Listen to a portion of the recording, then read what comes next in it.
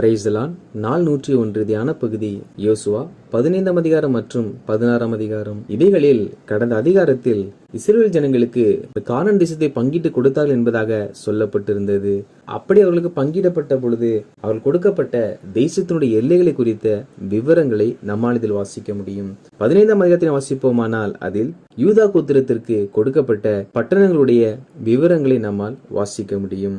மேலும் எப்புனேன் குமாரனாகிய காலேப்புக்கு யோசுவா கர்த்தர் தனக்கு கட்டளையிட்டபடி ஏனாக்கின் தகப்பனாகிய அர்பாவின் பட்டணமான எபிரோனை யூதா புத்திரரின் நடுவே பங்காக கொடுத்தான். அங்கே இருந்த சேசாய், அகிமான், தல்மாய் என்னும் ஏனாக்கின் 3 குமாரரையும் காலேப் துரத்திவிட்டு அங்கே இருந்து தெபீரின் குடிகளிடத்திற்கு போனான். யூதா கோத்திரத்தின் நடுவே காலேப்புக்கு என்று தனியே ஒரு இடம் கொடுக்கப்பட்டது. காரணம் என்னவென்றால் காலேப் கர்த்தரை உண்மையாக பின்பற்றினது நிமித்தமாக கர்த்தர் மலைநாட்டை காலேப்புக்கு என்று கொடுத்தார். ஆனால் காலேப் அந்த மலைநாட்டை சுதந்திரிக்க 3 ராட்சதர்களை அவர் ஜெயிக்க வேண்டியதாய் இருந்தது.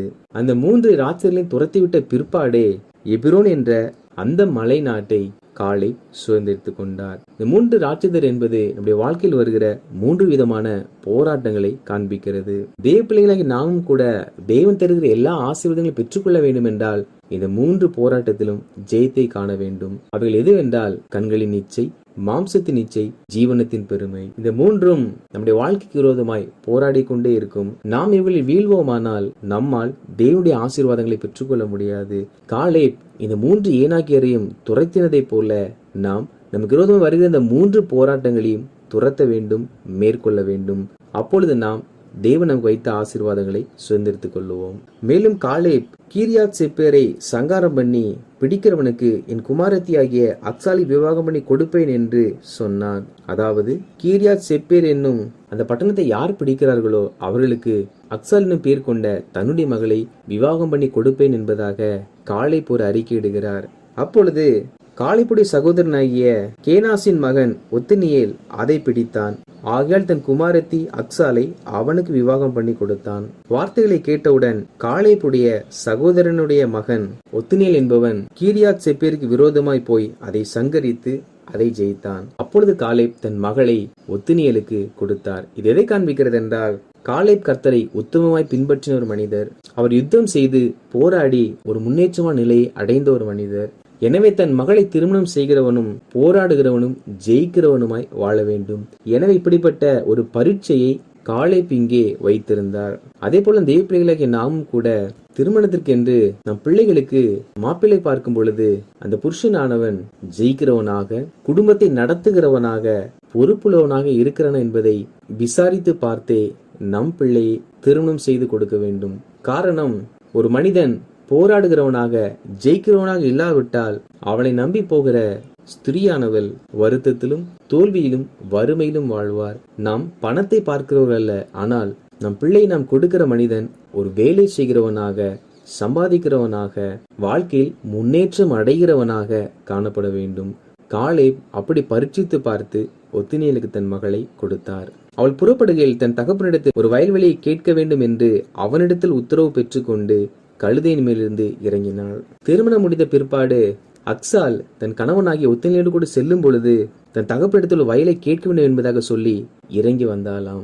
இதில் ஒத்னியேல் உன் தகப்பனிடத்தில் ஏதாவது ஒரு நிலத்தை வாங்கு என்பதாக கேட்கவில்லை. ஆனால் அக்சால் அவள் தாமே என் தகப்பனிடத்தில் ஒரு நிலத்தை நான் கேட்க வேண்டும் என்பதாக சொல்லி ஒத்னியேலிடத்தில் உத்தரவு கேட்கிறார். ஒரு நாளும் தேவ பிள்ளைகளாகிய நாம் திருமணம் செய்து நம் வீட்டிற்கு அழைத்து வந்த மனைவியை தாய் வீட்டிற்கு சென்று அதை வாங்கி வா, இதை வாங்கி வா என்று ஒரு நாளும் சொல்லக்கூடாது. நம் மனைவிக்கு எது தேவை என்றாலும் அதை நாம் தான் அவர்களுக்கு வாங்கி கொடுக்க வேண்டும். காரணம் என்னவென்றால் அவர்களை நாம் நம்முடைய மனைவியாக தேவனுடைய சந்நிதியில் உடன்படிக்கை செய்து திருமணம் செய்து கொண்டோம். எனவே எக்காரணத்தை கொண்டும் அவர்கள் தாய் வீட்டிலிருந்து எது ஒன்றையும் கேட்கவோ அல்லது நாம் அவரிடத்தில் கேட்கும்படி நிர்பந்தம் செய்யவோ கூடாது. அது தேவனுடைய பார்வையில் ஒழுங்கின்மையாய் காணப்படும். இங்கே ஒத்னியேல் ஒன்றும் சொல்லவில்லை, ஆனால் அக்சால் போய் கேட்கிறாள். அப்பொழுது காலேப் உனக்கு என்ன வேண்டும் என்று கேட்க அவள் எனக்கு ஒரு ஆசீர்வாதம் தர வேண்டும், எனக்கு வறட்சியான நிலத்தை தந்தீர், நீர் பாய்ச்சலான நிலத்தையும் எனக்கு தர வேண்டும் என்பதாக கேட்கிறாள்.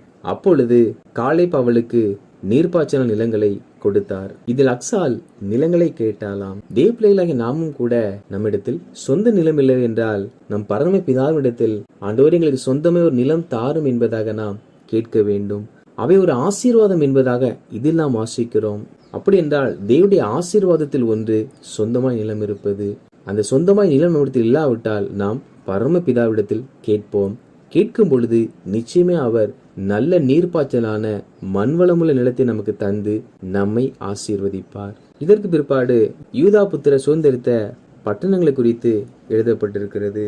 கடையாந்திர தென்புறமான எல்லையில் கப்சேயேல் முதல் ரிம்மோன் வரை 29 கிராமங்களும் அவைகளின் பட்டணங்களும், அதே போல பள்ளத்தாக்கு நாட்டில் எஸ்தாவோல் முதல் கேதேரோத்தாயிம் வரை 14 பட்டணங்களும் அவைகளின் கிராமங்களும், சேனான் முதல் மக்கேத்தா வரை 16 பட்டணங்களும் அவைகளின் கிராமங்களும், லிப்னா முதல் மரேஷா வரை 9 பட்டணங்களும் அவைகளின் கிராமங்களும், மலைகளில் சாமீர் முதல் கீலோ வரை 11 பட்டணங்களும் அவைகளின் கிராமங்களும், அராப் முதல் சியோர் வரை 9 பட்டணங்களும் அவைகளின் கிராமங்களும், மாகோன் முதல் திம்னா வரை 10 பட்டணங்களும் அவைகளின் கிராமங்களும், அல்குல் முதல் எல்தேகோன் வரை 6 பட்டணங்களும் அவைகளின் கிராமங்களும், கீரியாத் பாகால் ரபா இந்த 2 பட்டணங்களும் அவைகளின் கிராமங்களும், வனாந்திரத்தில் பெத் அரபா முதல் எங்கேது வரை 6 பட்டணங்களும் அவைகளின் கிராமங்களும் யூதா கோத்திரத்திற்கு சுதந்திரமாய் கொடுக்கப்பட்ட பட்டணங்களாகும். இதில் பள்ளத்தாக்கு, மலைகள், வனாந்திரம் என்று இந்த அனைத்து பகுதிகளும் அவர்களுக்கு சுதந்திரமாய் கொடுக்கப்பட்டது. எருசலேமில் குடியிருந்த எபூசியரை யூதா புத்திரர் துரத்திவிடக் கூடாமற் போயிற்று. யூதர்கள் தங்கள் கொடுத்த எல்லா பட்டணத்தையும் சுதந்திரித்தார்கள். ஆனால் எருசலேமில் குடியிருந்தவர்களை மாத்திரம் அவர்களால் துரத்த முடியாமல் போயிற்றாம். இது நிமித்தமாக எருசலேமிலே எபூசியர்கள் அந்நாட்களில் குடியிருந்தார்கள். 11ஆம் அதிகாரத்தின் வாசிப்போமானால் அதில் இரண்டாவதாக யூதாவுக்கு அடுத்து யோசேப்பின் குமாரர்களுக்கு தேசம் பங்கிட்டு கொடுக்கப்பட்டது. யோசேப்புக்கு 2 குமாரர் பிறந்தார்கள். யோசேப்புக்கு பதிலாக யோசேப்பின் 2 குமாரர்களும் 2 கோத்திரங்களாக சேர்க்கப்பட்டார்கள். அவர்கள் பெயர் எப்ராயிம், மனாசே ஆகும். இதில் மனாசேயில் பாதி கோத்திரத்தாருக்கு யோர்தானுக்கு அக்கறையிலே காணியாட்சியான நிலம் கொடுக்கப்பட்டது. மனாசேயின் மீதி பாதி கோத்திரத்திற்கு கானான் தேசத்தில் சுதந்திரம் கொடுக்கப்பட வேண்டும். மேலும் எப்ராயிம் முழுவதற்கும் பங்கிட்டு கொடுக்க வேண்டும். இந்த அதிகாரத்தில் எப்ராயிமுக்கு எந்தெந்த எல்லைக்குட்பட்ட பகுதிகளை கொடுக்க வேண்டும் என்று எப்ராயிம் பேரில் சீட்டு போட்டு அவர் கொடுக்கப்பட்ட பட்டணங்களுடைய எல்லைகளை குறித்து இதில் நம்மால் வாசிக்க முடியும். பின்னும் எப்ராயிம் புத்திரருக்கு பிரத்யேகமாய் கொடுக்கப்பட்ட பட்டணங்களும் அவைகளின் கிராமங்களும் எல்லாம் மனாசேயின் புத்தருடைய சுதந்திரத்தின் நடுவே இருக்கிறது. எப்ராயிமுக்கு இங்கே கொடுக்கப்பட்டது மாத்திரமல்லாமல் பிரத்யேகமாக அவர்களுக்கு சில பட்டணங்களும் கிராமங்களும் கொடுக்கப்பட்டதாம். அது எங்கே இருக்கிறது என்றால் அது எப்ராயிமுடைய இந்த எல்லைக்குட்பட்டு இராமல் அவைகள் மனாசேக்கு கொடுக்கப்பட்ட சுதந்திரத்தின் நடுவாக எப்ராயிமுக்கும் ஒரு சுதந்திரம் கொடுக்கப்பட்டதாம். இங்கே எப்ராயிமை செய்த தவறு என்னவென்றால் அவர்கள் காசேரில் குடியிருந்த கானானியரை துரத்தி விடவில்லை. ஆகையால் கானானியர் எப்ராஹிமருக்குள்ளே குடியிருந்து பகுதி கட்டுகிறவர்களாய் சேவிக்கிறார்கள்.